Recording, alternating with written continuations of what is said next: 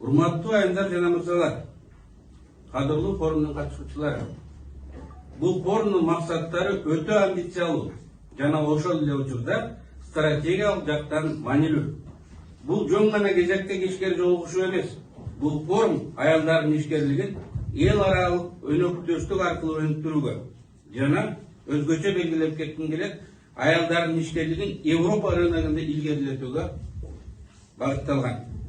Бүгүнкү форумга Европанын 7 өлкөсүнөн кыргыз диаспорасынын өкүлдөрү катышууда. Бул Европадагы кыргыз коомчулугунун канчалык деңгээлде уюшкан жана бекемдеп жатканын көрсөткөн маанилүү көрүнүш. Европадагы кыргызстандык аялдар ар кандай тармактарда бизнес, билим берүү, медицина, илим, IT сектор, соода, тейлөө тармагы, мамлекеттик жана муниципалдык башкаруу тармактарында олуттуу ийгиликтерге жетишти. Биздин мекендештердин арасында илимдин докторлору, изилдөөчүлөр, ийгиликтүү ишкерлер, компания жетекчилери, эл аралык уюмдун адистери, мамлекеттик жана муниципалдык кызматкерлер, ошондой эле санариптик технологиялар жана заманбап сервистер жаатындагы жогорку класстагы адистер бар. Эң баштысы, алардын көбү профессионалдык жактан ийгиликке жетишүү менен бирге ата мекени, улуттук маданияты жана эли менен болгон байланысын сактап кала алышты. Өтөн элде чет жерде жүргөн мекендештерди миңдеген чакырым аралык жана мамлекеттик чек аралар тууган уругунан, элинен жана ата мекенинен алсатпастан тескерисинче жакындатат экен. Жанымда турган Семен Чуковдун Советтик Кыргызстандын кызы аттуу картинасы. Бул чыгарма мындан дээрлик 100 жыл мурда Совет бийлиги жаңырып жаткан мезгилде илимге, билимге, тең укуктуулукка умтулган кыргыз кызынын образын жараткан. Бүгүн бул картина Берлиндеги Кыргыз Республикасынын элчилигинин эң көрүнүктүү борборлук жетинде илинип турат. Эмне үчүн? Анткени урматтуу айымдар, бул сүрөт сиздердин курама образыңыздар.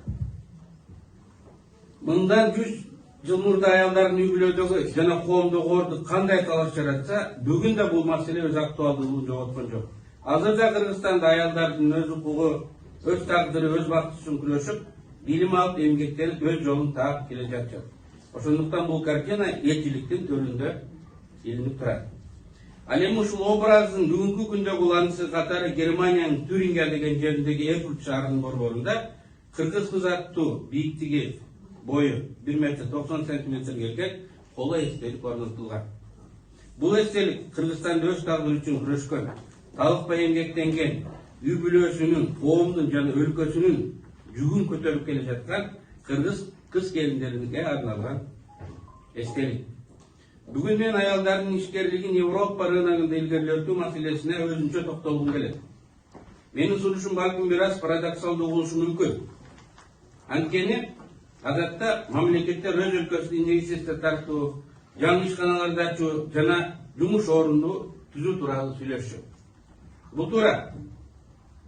Бирок мен бүгүн башкача ыкмамен сунуштагым келет. Эмне үчүн кыргыз ишкерлери, өзгөчө аялдар өздөрү Германиянын рыногуна чыкпашы керек? Эмне үчүн тейлөө тармагына, туризмге, коомдук тамактанууга, логистикага, соодага, IT жана креативдүү экономикага Германияда инвестиция салбашы керек? Анткени Германия жөн гана Европанын ири экономикасы эмес, бул дүйнөдөгү эң ири суроо талапты капиталдын жана керектөөнүн борборлорунун бири. Бул агымдардын масштабын элестетип көрүңүздөр. Германия жыл сайын дээрлик 2 триллион евролук товар менен кызмат импорттойт. Анын болжолу 1,5 триллион евросы товарларга, дагы 600 миллиард евросы кызматтарга туура келет. Немис туристтери жыл сайын чет өлкөлөрдө 100 миллиард евродон ашык каражатын коротуп таштап келишет. Ал эми Германиянын капиталы жыл сайын өлкө сыртында 200дөн 250 миллиард еврога чейин көлөмдүү инвестициялар сатылат. Германиянын акча иштеп таап, 100дөгөн миллиарддарды адамдар дивиденд катар өз өлкөлөрүнө алып кетип жатышат. Сиздерди таң калтыра турган бир фактыны айтып өтөйүн. Бүгүнкү күндө Европа үй жаныбарларын жемине жылына болжол менен 30 миллиард евро коротот. Бул эмчтер мышык менен итин. 30 миллиард Европа. 30 milyar euro turат. 5-10 жылдың içinde adislerin aytışı boyunca bu değerlik ekesi göçüp 50-60 milyar euroga жетişi mümkün. Al evi canavarlar için veteriner jana медициналық қызмат көрсөтүүлөр бүгүнкү күндө эле жылына болжол менен 35-55 миллиард евро болду. Ошентип булар илк мышыгына жылына 70-100 миллиард еврога чейин жөнөтүштү. Бул акча дүйнөлүк ачкачылык маселесин бир жылга чечип кое турган акча. Акча Германияда абдан көп. Европадагы ошол ичинде Германияда абдан көп. Evin taap, yolun taap, ошол акчаны алыш керек. Мен жана бекер айткан жокмун, ал акчаны силер алсаңар, өзүңөргө эле коротпой, тууган уруңарга өлкөгө алып барасыңар. Анткени алар менен биздин байланыш, өлкө атамекен менен байланышыбыз үзүлгөн жок. Мен айткан акчалар дүйнөлүк масштабтагы ири финансылык соода жана инвестициялык агымдар. 21-кылымдын негизги маселеси товарды кайдан өндүрүү гана эмес. Негизги маселе бул агымдар менен ким иштей алат? Бұл рынокты ким түшүнөт? Жана глобалдык экономиканын бир бөлүгүн ким айлантып алат деген суроо. Биз ошол жерге аралашышыбыз керек. Кыргызча айтканда илинип калышыбыз керек. Эгер кыргыз ишкерлери Германияда түздөн-түз иштесе, алар Европалык рынокты жакшыраак түшүнөт. Заманбап стандарттарды жана технологияларды өздөштүрүшөт. Туруктуу ишкер байланыштарды түзөт. Логистика, маркетинг, сервис жана Европалык иш маданияты менен иштөөнү үйрөнөт. Дал ушундай ишкерлер келечекте кыргыз товарларын Европа рыногуна илгерлетет. Кызмат экспортун уюштурат. Кыргызстанга инвестиция тартат. Биргелешкен ишканаларды түзөт. Европа менен Борбор Азиянын ортосундагы туризмди өнүктүрөт. Кыргызстандын ушул ири дүйнөлүк экономикалык агымдарга аз эле интеграцияланышы биздин экономикага олуттуу түрткү бере алат. Мен дагы бир мисал келтиргим келет. Кыргыздар кайсы учурда башчы бийлигет жыйналышат. Мен элчи катары көп ойлондум. Мен милдеттеримдин бири кыргыздарды башын бириктирип ынтымакка кармаш. Кантип бириктирсе болот? Кантип тез буларды жыйнап турса болот бир жерге деп көп ойлондум. Кыргыздар жакшылыкта, жамандыкта сөзсүз чогулушат. Ошондуктан мен Кыргыз Республикасынын өкмөтүнө Германиянын ири 5 шаарында кыргыз улуттук ресторандарын ачууга кызыктар болгон ишкерлерге жеңилдетилген кредиттик колдоо көрсөтүү сунушун айтайын деп турат. Маселен, 5 долбоорго жалпысынан $1 миллион чейин колдоо механизми каралса туура болмок. Мунун бир нече стратегиялык мааниси бар. Биринчиден, бул кыргыз маданиятын, улуттук тамак-ашын жана Кыргызстанды Германиянын коомчулугуна таанытуунун эң жумшак, эң арзан, эң натыйжалуу жолу. Таанышат дагы акчасын да таштап кетишет. Кыргыздар жакшылык күндөрү, оор күндөрдө чогула турган жерге муктаж. Улуттук ресторан жөн гана бизнес эмес, бул маданий жана коомдук мейкиндик.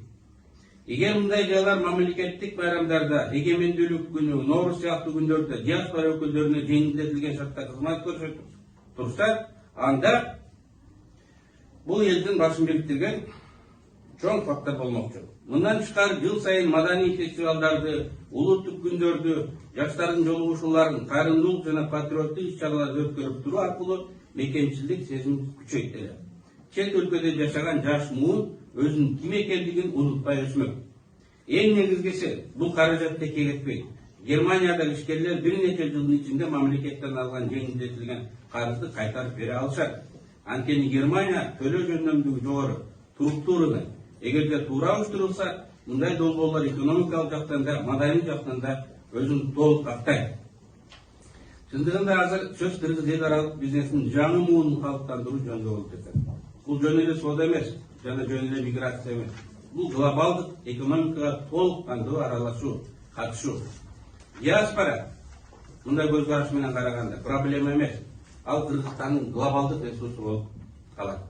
Тарых көрсөткөндөй, дүйнөдөгү көптөгөн ийгиликтүү экономикалар ички ресурстардын эсебинен гана эмес, чет өлкөлөрдө иштеген өз ишкерлеринин аркасында да өнүккөн. Мисалы, Ден Сяопиндин реформалары учурунда Кытай экономикасынын көтөрүлүшүнүн маанилүү факторлорунун бири чет өлкөдөгү Кытай ишкерлери. Хуа Сяо дегендер болгон экен. Алар Кытайга жөн гана капитал алып келишкен эмес. Алар технологиялар, эл аралык байланыштарды, башкаруу тажрыйбасын, инвестицияларды, дүйнөлүк рыноктарга чыгуу мүмкүнчүлүгүн жана глобалдык экономиканы түшүнүүнү алып келишкен. Кытайдын модернизациялоосунун алгачкы этаптарында алардын ролу өзгөчө чоң болгон.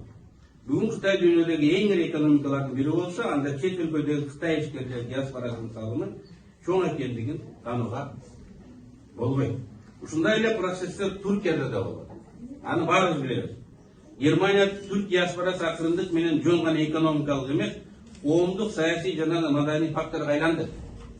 Бүгүн биз мигранттардын экинчи муунунун өкүлдөрү Германиянын саясий жана башкаруу элитасынын бир бөлүгүнө айланып жатканын көрүп жатабыз. Мисалы, жакында Баден-Вюртемберг федералдык жеринин премьер-министри болуп, Жен Өздемир шайланды. Ал Германиянын тарыхындагы түрк тектүү биринчи премьер-министр. Гоневер шаарынын мэри түрк мигранттын үй-бүлөсүнөн чыккан, жөнөкөй үй-бүлөдөн чыккан Болот Банай деген жигит. Ал эми Европанын эң ири финансылык борборунун бири болгон Франкфурт майындагы Франкфурт шаарынын мэри Сириялык Майк Йозеф деген жигит экен. Ал эми ошол шаардын парламенттин төрайымы, 2 жолу төрайым болуп атат, түрк диаспорасынын өкүлү Халиме Аслен. Германиядагы эң белгилүү оппозициялык саясатчылардын бири Сара Вахенкнехттин атасы да ирандык болгон экен. Бүгүн биз мигранттардын балдары, депутат, шаар мэри, федералдык жерлердин премьер-министрлери, федералдык өкмөттүн мүчөлөрү жана Бундестагдын депутаттары болуп жатканын көрүп жатабыз. Биз диаспора өкүлдөрү Германия коомунун экономикасынын жана мамлекеттик башкаруу системасынын органикалык бөлүгүнө айланып жатканына күбөбүз.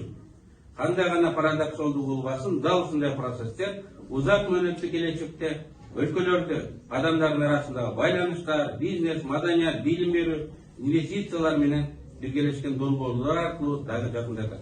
Ошондуктан мен Кыргызстанда, Европа менен Борбордук Азияда бирдей ийгиликтүү иштей алган, өлкөбүздүн ортосунда жаңы көпүрөлөрдү түзө алган эл аралык ишкерлердин жана адистердин жаңы муунун калыптандыруусу керек деп эсептейм. Дал ушундай заманбап байланыштар экономикасы, ишенимдин, билимдин, өнөктөштүктүн жана адам капиталынын экономикасы болуп калат. Мен ойлойм, мына ушул залда отурган кыргыз айымдары, жет өлкөдөн, Европанын жет өлкөсүнөн келген айымдар, Кыргызстандан 32 айым атайын Европа рыногуна көз салып атат. Сиздер мына ушундай жаңы сапаттагы, жаңы масштабтагы ишкерлер болуп, Германия менен Кыргызстандын, жалпы эле Евросоюз менен Борбордук Азияны бириктирген, кызматташкан, бул жактан акча таап, Кыргызстанга алып барган, ал жактан товар чыгарып, бул жакка алып келген ийгиликтүү ишкерлер боло аласыздар.